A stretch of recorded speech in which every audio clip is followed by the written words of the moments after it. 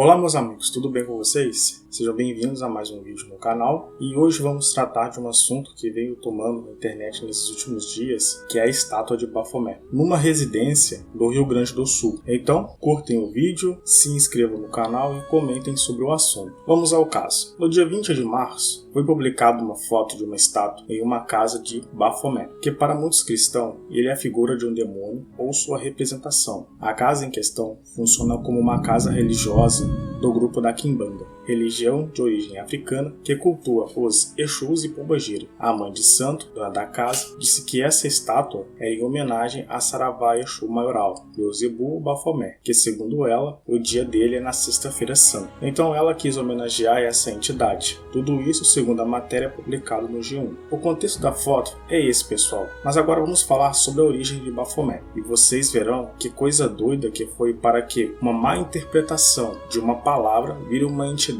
e que depois vira uma entidade do mal. Quando o dia seguinte amanheceu, eles, ou seja, os habitantes de Antioquia, chamaram Bafomé em voz alta e oramos silenciosamente em nossos corações a Deus. Então, atacamos e forçamos todos eles para fora dos muros da cidade. Trecho dos escritos de um cruzado que participou do cerco de Antioquia no ano de 1098. Aqui já vemos que a origem documentada vem do Oriente, mas especificamente os muçulmanos, e isso é importante saber. Depois achamos o nome de Bafomé em relatos da Inquisição, como um dos motivos dos templários serem condenados à fogueira pela Igreja Católica. Segundo confissões de templários, eles tinham um ídolo cujo o nome era Bafomé, e ele fazia parte da iniciação dos novos cavaleiros. Apesar de nunca ter achado algo que prove de fato essa história, mas temos esses relatos nos textos que narram esse fato. Existem relatos também que a origem do nome Bafomé foi um erro de compreensão de Muhammad, que é o nome de Maomé, fundador do islamismo. Segundo os cristãos, os muçulmanos cometiam idolatria ao adorar Maomé, e na língua francesa antiga, uma má interpretação do nome de Maomé deu origem a Bafomé. Isso justificaria o porquê que os cruzados presenciaram em Antioquia a população clamar por Bafomé para protegerem. Na verdade, eles estavam clamando a Maomé. A origem alternativa do termo remonta também ao cabalista judaico e até ao hebraico de ontem, que a palavra Bafomé significa fonte de sabedoria.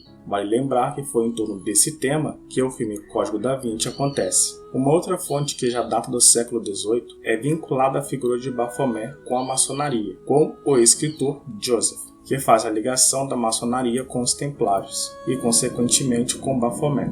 Mas ele, logo de cara, recebeu críticas em torno dessa sua ideia, onde opositores diziam que ele tinha ficado doido e que a história o enganou. Até aqui vemos que a ideia dessa figura está muito ligada ao Oriente Médio. Os cruzados, mesmo sendo uma ordem cristã, eles estavam localizados em Jerusalém, no Oriente Médio. Mesmo que não haja fonte histórica para isso, mas não se descarta que os templários poderiam ter absorvido um pouco da cultura dos muçulmanos. Então, pessoal, até aqui temos o seguinte: Bafomé seria uma má compreensão do nome de Maomé em um francês antigo. Essa seria a primeira hipótese. A segunda seria a adoração dos templários, e foi uma das causas de que eles foram acusados de heresia. E depois essa imagem foi transferida para os maçons. Agora vamos contar quando e como a imagem de Bafomé surgiu. O cara que criou essa imagem foi o ocultista Eliphas Levi, no século XIX. Ele publicou um livro em 2 volumes chamado de Dogmas e Rituais de Alta Magia. Esse, pessoal, foi o responsável por ligar essa entidade ao mundo ocultista. A inspiração que Eliphas Levi teve foi o Diabo Notável das Bruxas. Não sabemos se ele se inspirou nessa imagem ou por algum motivo ele quis fazer essa imagem nesse formato e jeito. Mas a partir desse momento fica praticamente impossível desvincular o ocultismo dessa entidade. Uma outra ligação envolvendo Bafomé é a ligação entre essa entidade com o deus pagão Pan.